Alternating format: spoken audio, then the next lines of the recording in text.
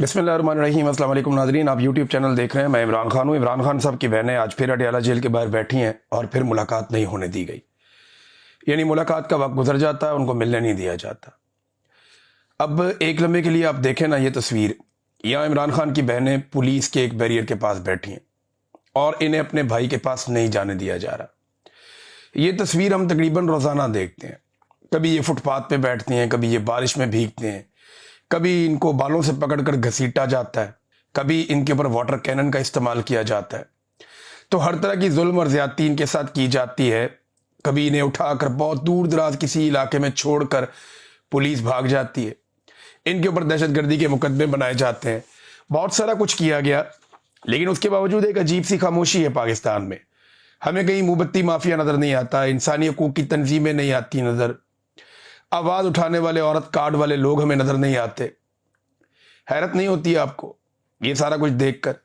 एक लम्हे के लिए सोचिए कि आसिफा जरदारी या मरियम सफदर, ये दोनों में से कोई एक ऐसे बैरियर के पास बैठा हो अपने बाप से या किसी रिश्तेदार से मुलाकात करने के लिए, तो पाकिस्तान में इंसानी हकूक की तंजीमें, मीडिया के जितने भी बड़े बड़े नाम हैं, वो सारे लोग ये क्या करेंगे? ये जनाब आसमान सर पे उठा लेंगे। आप सब जानते हैं कि उस सूरत में इन सब ने क्या करना था।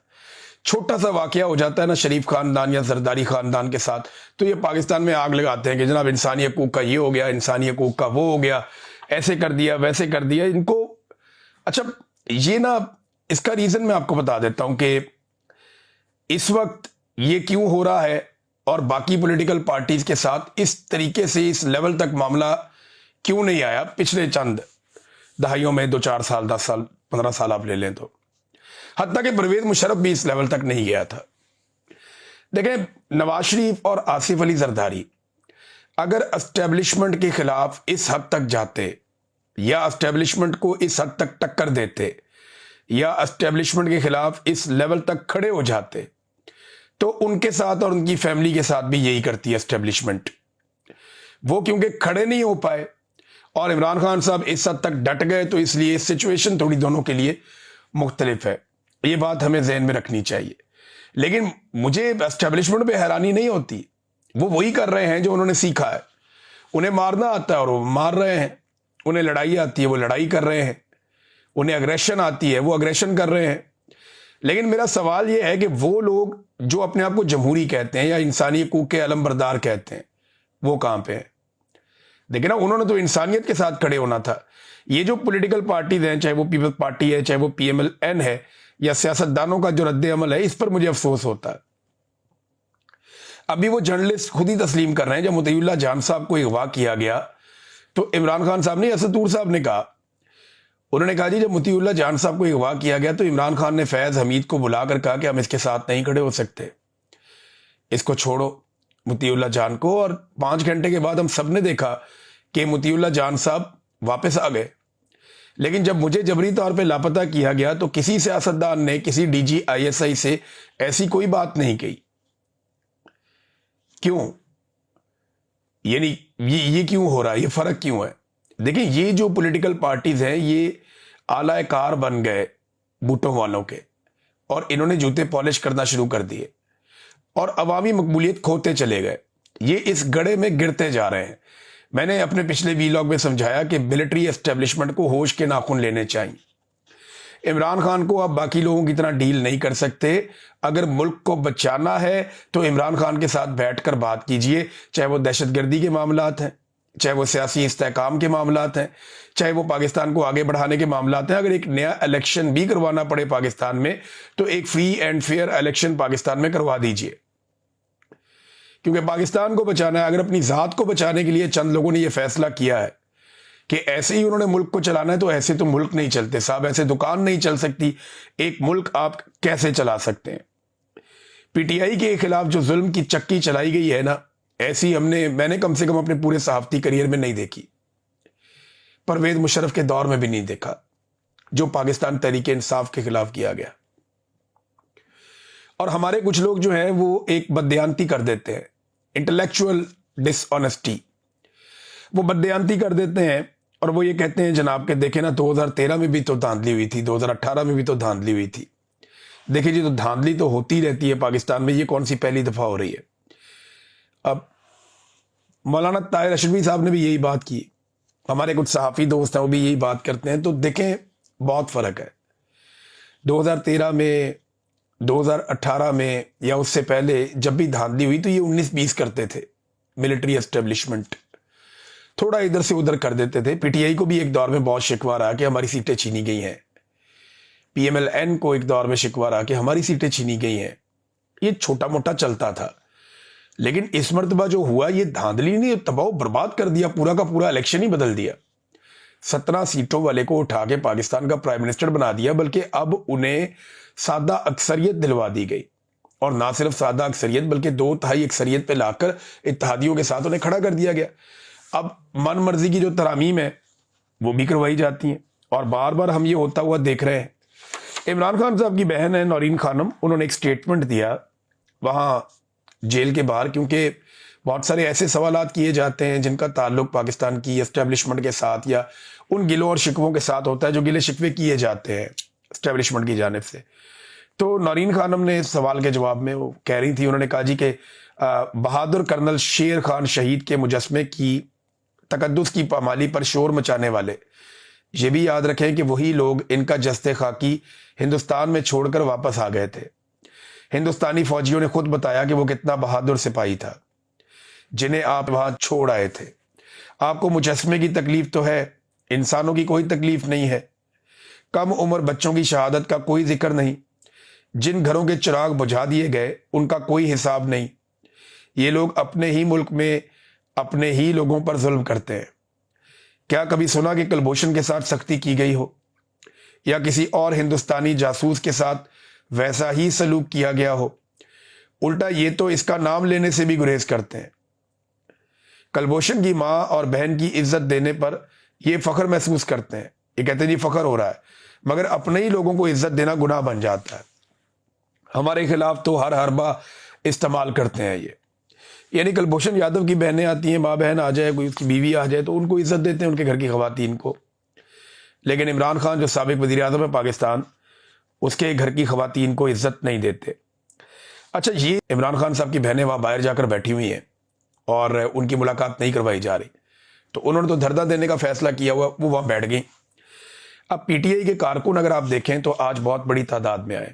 اس وقت پاکستان تحریک انصاف کے کارکن بہت بڑی تعداد میں اڈیالہ جیل کے باہر موجود ہیں. اب کیا یہ لوگ دیر تک وہاں پہ ٹھہر سکتے ہیں؟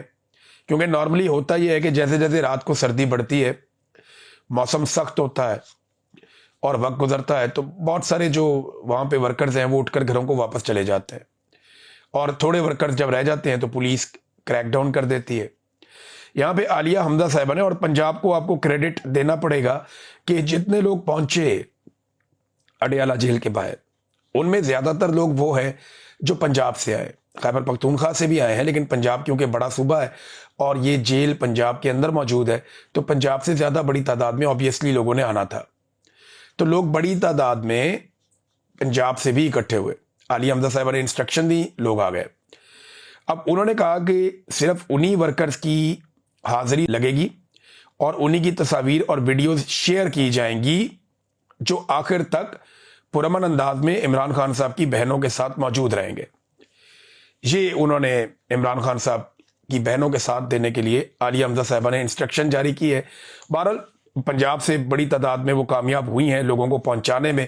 اڈیالہ جیل کے باہر اس فسطائیت اور ظلم کے دور میں بڑا مشکل ہوتا ہے لوگ اپنے آپ کو آمادہ کریں, لیکن لوگ پھر بھی بار بار نکل کر آتے ہیں. ناظرین, سابق کرکٹر شاہد افریدی صاحب سے ایک سوال ہوا.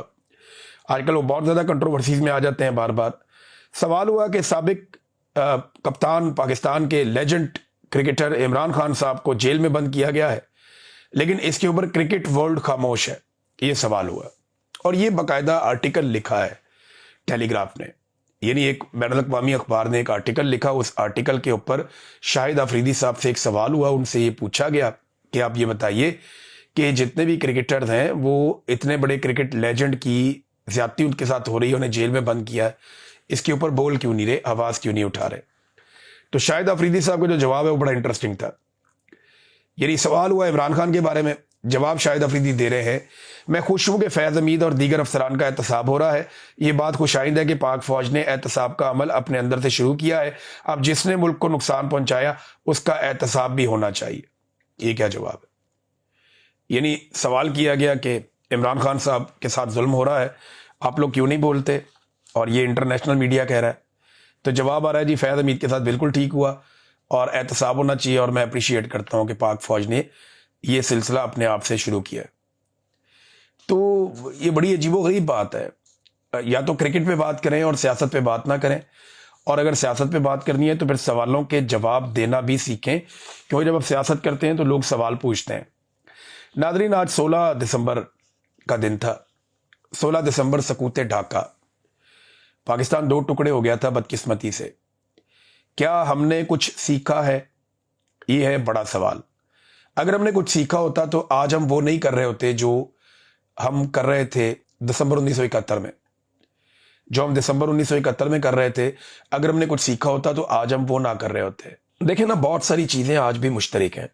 مثال کے طور پہ اس وقت بھی عوام ایک طرف تھی، اسٹیبلشمنٹ دوسری طرف تھی، اور آج بھی ویسی صورتحال ہے۔ اس وقت کا جو ڈکٹیٹر تھا وہ مسائل کو سنجیدگی سے نہیں لے رہا تھا، اسے ادراک ہی نہیں ہو رہا تھا کہ پاکستان کس طرف جا رہا ہے۔ آج کی ملٹری اسٹیبلشمنٹ ہو یا حکومت ہو، ان کو سمجھ ہی نہیں آ رہی کہ یہ ملک کو کس طرف لے کر جا رہے ہیں، اور فوج کا مورال خراب ہو رہا تھا اس دور میں بھی۔ آج بھی فوج اور عوام کے بیچ میں خلیج بڑھ رہی ہے ملٹری اسٹیبلشمنٹ کی لگاتار مداخلت کی وجہ سے، اور تب بھی سیاست میں فوج کی مداخلت بہت زیادہ تھی۔ آج بھی سیاست کے اندر فوج کی ادارے کی مداخلت بہت زیادہ ہے۔ میڈیا اور عدالتیں اور پورا نظام اس وقت بھی ملٹری اسٹیبلشمنٹ نے کنٹرول کیا ہوا تھا، آج بھی یہ ساری چیزیں کنٹرول کر لی گئی ہیں، اور اس وقت بھی قوم کو بھی دھوکے میں رکھا گیا، خود کو بھی دھوکے میں رکھا گیا کہ کچھ نہیں ہوتا، سب ٹھیک چل رہا ہے، حالات کنٹرول میں ہے۔ اور یہ بہت سارے لوگ کہتے بھی تھے اس وقت، میڈیا کے لوگ ہیں جنہیں استعمال کیا جاتا تھا۔ سوال یہ پیدا ہوتا ہے کہ اس وقت بھی دھوکے میں رکھا گیا، خود کو بھی قوم کو بھی، اور آج بھی وہی ہو رہا ہے۔ آج بھی قوم کو دھوکے میں رکھا جا رہا ہے کہ یہ بھی ٹھیک ہے، وہ بھی ٹھیک ہے، جناب ہم نے یہ سیٹ کر دیا، وہ سیٹ کر دیا۔ کچھ بھی سیٹ نہیں کیا انہوں نے۔ پاکستان کے حالات لگاتار خراب ہو رہے ہیں۔ مقبول لیڈر اور مقبول پولیٹیکل پارٹی کو اس وقت دیوار کے ساتھ لگایا گیا، اور آج بھی پاکستان کے سب سے مقبول لیڈر کو اور پولیٹیکل پارٹی کو دیوار کے ساتھ لگایا گیا۔ اس دور میں بھی خواتین کے ساتھ بدتمیزی کی گئی، چادر اور چار دیواری کا تقدس پامال کیا گیا، اور آج بھی وہی سب کچھ کیا جا رہا ہے۔ اس وقت بھی طاقت کا نشہ تھا، آج بھی طاقت کا نشہ ہے۔ ظلم، جبر اور فسطائیت عروج پر تھا اس وقت بھی، اور آج بھی ظلم، جبر اور فسطائیت عروج پر ہے۔ میرا ایک سوال یہ ہے کہ اگر آپ ایک ہی تجربہ بار بار کریں گے تو کیا نتیجہ مختلف آئے گا؟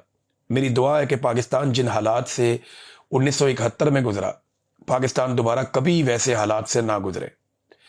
لیکن جو تجربہ پاکستان کی اسٹیبلشمنٹ 1971 میں کر رہی تھی، اور جو غلطیاں 1971 میں کر رہی تھی، آج بھی پاکستان کی اسٹیبلشمنٹ وہی تجربات اور وہی غلطیاں ایک بار پھر دہرا رہی ہے۔ میں بار بار کہتا ہوں کہ ہوش کے ناخن لیجئے، سنبھالیے اپنے آپ کو، اور پاکستان کو، ضد اور انا کو ایک سائیڈ پہ رکھیے، اور پاکستان کو آگے بڑھنے دیجئے۔ جائیے جیل میں، عمران خان سے بات کیجئے، اسی کے ساتھ پاکستان کا استحکام جڑا ہے۔ لیکن ضد اور انا جو ہے وہ کسی نتیجے پہ آنے نہیں دیتی۔ فضل الرحمان صاحب میدان میں آئے، لیکن ساتھ ساتھ میں آپ کو یہ بھی بتاؤں کہ پاکستان تحریک انصاف اور تحریک تحفظ آئین پاکستان، انہوں نے فیصلہ کیا ہے کہ یہ 2 روزہ کانفرنس جو کرنے چاہ رہے ہیں، دسمبر کے آخری 10 دنوں کو بہت ایکٹیو کر دیا جائے گا۔ یہ 20-21 تاریخ کی کانفرنس ہے۔ اب اس کانفرنس کو یہ کرنے جا رہے ہیں خیبر پختونخوا ہاؤس میں، اور یہ وارن کیا گیا ہے کہ ریاست باد رہے، کوئی شرارت نہ کرے، کیونکہ یہ وفاق اور صوبے کا معاملہ ہے۔ تو ایک صوبے کا ایک ہب ہے، ایک صوبے کا ایک نمائندہ جگہ ہے صوبے کی، خیبر پختونخوا ہاؤس صوبائی ہاؤس ہے، تو وہاں پہ اگر ایک پولیٹیکل ایکٹیویٹی ہوتی ہے تو اس کے اوپر کسی قسم کا کریک ڈاؤن یا کوئی دوسری حرکت نہیں کرنی چاہیے۔ تو اپوزیشن وہاں پہ اکٹھی ہو رہی ہے۔ دوسرا، فضل الرحمان صاحب نے یہ جو موجودہ آئینی ترمیم ہوئی ہے، ان ترامیم کو فضل الرحمان صاحب نے اسلام کے منافی اور کم علمی کا نتیجہ قرار دے دیا۔ یہ غیر اسلامی ہے، انہوں نے کہا دینی جماعتوں اور مختلف مکاتب فکر کے علماء کا ایک اجتماع बुलाने जा रहे हैं। 22 दिसंबर को कराची में ये फजल रहमान साहब ने कॉल दी है इसकी, और वो ये कह रहे हैं कि सारी सूरत हाल पर हम गौर करेंगे। मेरे ख्याल में इस तसना वाला मामला वहाँ पे उठेगा। ये गैर आइनी और गैर इस्लामी है, और ये एक ऐसा मामला है जब मजहबी सियासी जमातें एस्टेब्लिशमेंट के खिलाफ होंगी जिस लम्हे, या जिस वक्त पाकिस्तान की एस्टेब्लिशमेंट या आसिम मुनीर साहब कमज़ोर होंगे, तो इस नुक्ते को लेकर मौलवी उनके खिलाफ खड़े होंगे और उनके खिलाफ फतवे देना शुरू कर देंगे, क्योंकि ये उनको एक बड़ा आसान टारगेट मिल गया है कि आप कहें जी गैर आइनी है, ये गैर इस्लामी है, तो आप ये क्यों कर रहे हैं। नादरीन, एक और है, ये कर्नल रिटायर इनाम रहीम साहब, इन्हें मैंने देखा मीडिया के ऊपर, और इन्होंने बताया जी फैज़ हमीद के तहरीक इंसाफ के सियासी रहनुमाओं और कुछ यूट्यूबर से उनके राब्ते थे, और वो जनाब खत्तो किताबत करते थे और वो चीज़ें लिख लिख कर देते थे, और ये सारा रिकॉर्ड उन्होंने अपने पास रखा हुआ था। ये रिकॉर्ड पकड़ा गया है और ये फौज ने देख लिया है। फिर ये भी कहा गया कि फैज़ हमीद ने साकिब निसार को गाड़ियाँ भी दी। अब सवाल ये पैदा होता है कि वैसे भी पाकिस्तान तहरीक इंसाफ के जो लोग हैं, जब फैज़ हमीद का नाम आता है या फैज़ हमीद का सियासी गठजोड़ का नाम आता है, तो तहरीक इंसाफ ज़्यादा हसास हो जाती है। हालांकि ज़रूरत नहीं है। वजह यह कि फैज़ हमीद के ज़्यादा एहसानात शरीफ खानदान के ऊपर है और दीगर सियासतदानों के ऊपर है। पाकिस्तान तहरीक इंसाफ का तो रजीम चेंज ऑपरेशन के अंदर फैज़ हमीद साहब का नाम आता है, तो तहरीक इंसाफ इसलिए हो जाती है थोड़ी सी अग्रेसिव, या वो हसास हो जाती है क्योंकि इल्ज़ाम उनके ऊपर लगाया जाता है, फिक्स उन्हें करने की कोशिश की जाती है। हालांकि DGISPR की जो एक वो आई थी प्रेस रिलीज, उसमें कहीं पाकिस्तान तहरीक इंसाफ का नाम नहीं है, किसी बंदे का नाम नहीं है। लेकिन मेरी एक गुजारिश है पाकिस्तान की एस्टेब्लिशमेंट ने कि अगर आपके पास इतना रिकॉर्ड मौजूद है कि फैज़ हमीद के साथ कुछ सहाफ़ी भी राब्ते में थे, सियासतदान भी राब्ते में थे, तो ये सारा रिकॉर्ड पब्लिक किया जाए, पाकिस्तानियों को बताया जाए कि कौन कौन सा सहाफ़ी DGISI से इंस्ट्रक्शंस ले रहा था। पाकिस्तानियों को बताया जाए कि फैज़ हमीद ने किस किस सहाफ़ी को और किस किस सियासतदान को फ़ायदे दिए। ये सारा रिकॉर्ड मंजर आम पे रखा जाए और लाकर साबित किया जाए। ये ज़रूर करना चाहिए, क्योंकि इससे पाकिस्तान आगे बढ़ेगा, और जो आज फ़ायदे ले रहे हैं वो भी इस बात से डरेंगे कि कल को हमारा रिकॉर्ड भी सामने आ सकता है। नाज़रीन, आज़ाद कश्मीर में बहुत बड़ा एहतजाज हुआ है और शहरी निकले अपने मुतालबात के हक़ में, और एक बड़ा मुतालबा उनका सोहराब बरकत साहब के हक़ में था। उन्होंने कहा जी कश्मीर के बेटे को आज़ाद करो। बड़ा एहतजाज है, वहाँ पे शटर डाउन हड़ताल भी की गई है। तो सोहराब बरकत साहब को एक लंबा टाइम हो गया, अब ये तीसरा हफ्ता चल रहा है, उन्हें आज़ाद नहीं किया जा रहा, बल्कि एक के बाद दूसरे मुकदमे में उनको फांसा जा रहा है। तो अब देखना यह है कि सोहराब बरकत साहब कब तक आज़ाद होकर बाहर आ जाते हैं, क्योंकि आज़ाद कश्मीर में अब एहतजाज का सिलसिला उनके हक में शुरू हो गया। हसन न्याजी साहब की अपील बड़े अरसे से पेंडिंग है हाई कोर्ट में। एक डीबी बैठती है, वो टूट जाता है बेंच, फिर टूट जाता है बेंच, फिर टूट जाता है बेंच। तो बिलाखिर जस्टिस शहराम सरवर साहब के पास 3 माह के बाद केस आया है और पहली मरतबा मामला थोड़ा सा आगे बढ़ा है, और इसमें फरीकैन से जो है वो अब तलब किए गए हैं कमेंट्स। तो अब देखना यह है कि हसन न्याजी साहब को जस्टिस शहराम सरवर साहब की अदालत इंसाफ दे पाती है या नहीं दे पाती। ये बहुत इंपॉर्टेंट केस है, यहाँ पे बड़ी सख्त ज़्यादती हो रही है, और हसन न्याजी का कसूर सिर्फ इतना है कि वो इमरान खान साहब की बहन का बेटा है। वो एक जज्बाती नौजवान है, लेकिन जिस जगह पे एक सरकारी गोली मार दी जाए एक नौजवान के सर में, उसे कत्ल कर दिया जाए, तो उस वक्त आप जज्बाती हो जाते हैं। आप चीज़ों को सियाको सबाक से हटाकर नहीं देख सकते। और बदकिस्मती यह है कि इस नौजवान को फौजी अदालत में सजा दी गई, जो बड़ी सख्त ज़्यादती है। नाज़रीन, भारत में एक बड़ी भोंडी और बड़ी घटिया हरकत हुई है। भारत का जो बिहार का वज़ीर आला है नीतीश कुमार, इन्होंने बहुत ही काबिल मज़म्मत हरकत की है। ये एक तकरीब चल रही थी जिसमें इनामात दिए जा रहे थे। यहाँ एक खातून आती हैं, उन्होंने हिजाब पहना हुआ था और इन्होंने अपने हाथ से उनके हिजाब को नीचे की तरफ खींचा, यानी उनके हिजाब को हाथ से खुद हटाने की कोशिश की है। ये इंतहाई नामुनासिब हरकत है, और ये बताती है कि भारत के अंदर किस किस्म के रवैये हैं और किस किस्म की सोच परवान चढ़ रही है। हत्ता कि भारत के अंदर जो हुक्मरान हैं उनके अंदर भी ये चीज़ें मौजूद है। इसको जितनी मजम्मत की जाए उतनी कम है, और इस तरह के वाक़यात के बाद इनको कटहरे में लेकर जाना चाहिए, आलमी सतह पे आवाज़ उठानी चाहिए, सबको इसके खिलाफ बोलना चाहिए। पाकिस्तान में कुछ लोग इसके खिलाफ बहुत आवाज़ उठा रहे हैं, हत्ता कि ऐसे लोग भी आवाज़ उठा रहे हैं जो इमरान खान साहब की बहनों के ऊपर जुल्म होता है, आवाज़ नहीं उठाते। इद्दत वाला घटिया केस होता है, आवाज़ नहीं उठाते। تو پاکستان میں جو خواتین پر ظلم کرنے والے لوگ ہیں وہ تو کم سے کم اپنا آواز اٹھائیں، تو دونوں طرف اٹھائیں نا۔ اس واقعے پہ جہاں آواز اٹھانا ضروری ہے وہیں بہت ضروری ہے جو پاکستان میں اسٹیبلشمنٹ اور حکومت خواتین کے ساتھ کر رہی ہے۔ ناظرین، ایک اور بڑا افسوسناک واقعہ ہے۔ گزشتہ رات غزہ میں ایک طوفان آیا، بہت زیادہ سردی تھی، بچوں سمیت 14 مظلوم جو فلسطینی ہیں وہ جاں بحق ہو گئے وہاں پہ۔ یہ انتہائی افسوسناک رات تھی، بہت تکلیف دہ رات تھی، اور وجہ یہ بنی کہ جو اسرائیلی حکومت ہے وہ امداد نہیں آنے دے رہی، اور بغیر امداد کے بے یار و مددگار طوفان میں ٹھٹھرتے ہوئے یہ لوگ رات کے وقت جاں بحق ہو گئے۔ بہت ہی افسوسناک۔ دیکھیں، جہاں ایک طرف ہم سب لوگ مذمت کر رہے ہیں، پوری دنیا مذمت کر رہی ہے جو سڈنی میں واقعہ ہوا یہودیوں کے ساتھ، وہیں پوری دنیا کو اسی شد اور مد کے ساتھ اس واقعے کے خلاف بھی آواز اٹھانی چاہیے۔ کیا غزہ کے جو فلسطینی ہیں وہ انسانوں جتنی اہمیت نہیں رکھتے؟ کیا ان کی جان جان نہیں ہے؟ کیا ان کا خون جو ہے وہ سرخ نہیں ہے؟ کیا ان کے پیاروں کو تکلیف نہیں ہوتی جب وہ لوگ مارے جاتے ہیں؟ تو دوہرا معیار نہیں ہونا چاہیے، ایک جیسا معیار ہونا چاہیے، ایک طرح سے انسانوں کو دیکھنا چاہیے۔ جو سڈنی میں واقعہ ہوا وہ قابل مذمت ہے، اسی طرح جو غزہ میں ہوا اس کے لیے بھی بھرپور آواز اسی انداز میں اٹھائی جانی چاہیے۔ لیکن یہاں پہ ایک دوہرا معیار ہوتا ہے جس کی وجہ سے لوگوں کے جذبات بھڑکتے ہیں، اور ان حرکتوں کی وجہ سے ایک ڈیوائیڈ پیدا ہوتی ہے دنیا میں، اور دہشت گردی کے واقعات میں اضافہ بھی ہوتا ہے۔ تو دنیا کو سب کے لیے اور تمام بچوں کے لیے محفوظ ہونا چاہیے۔ اس بات سے بالاتر ہو کر کے نسل کیا ہے، نسب کیا ہے، مذہب کیا ہے، سب کو محفوظ ہونا چاہیے۔ تمام انسان اللہ رب العزت کی مخلوق ہے۔ مجھے ایک سردار جی ملے برطانیہ میں، ایک ٹیکسی وہ چلا رہے تھے، میں ان کے ساتھ گاڑی میں بیٹھا، تو انہوں نے ایک بات کی، انہوں نے کہا جو پیدا نہیں کر سکتا اس کو مارنے کا حق نہیں ہے، یعنی جو جان ڈال نہیں سکتا اس کو جان نکالنے کا کوئی حق نہیں ہے۔ تو انسانوں کو قتل کرنے کے بارے میں انہوں نے بڑی یہ انٹرسٹنگ بات کی، گفتگو چل رہی تھی تو اس میں انہوں نے میرے ساتھ یہ بات کی، تو مجھے لگا کہ جیسے بڑی اصولی بات ہے ان کی کہ یہاں پہ قتل عام سر عام ہوتے ہیں۔ اللہ رب العزت نے انسان کو جان دی ہے تو دوسرے انسان کو یہ حق نہیں پہنچتا کہ بلا وجہ وہ جان چھین لے۔ اب تک کے لیے اتنا ہی، اپنا خیال رکھیے گا، اپنے چینل کا بھی۔ اللہ حافظ۔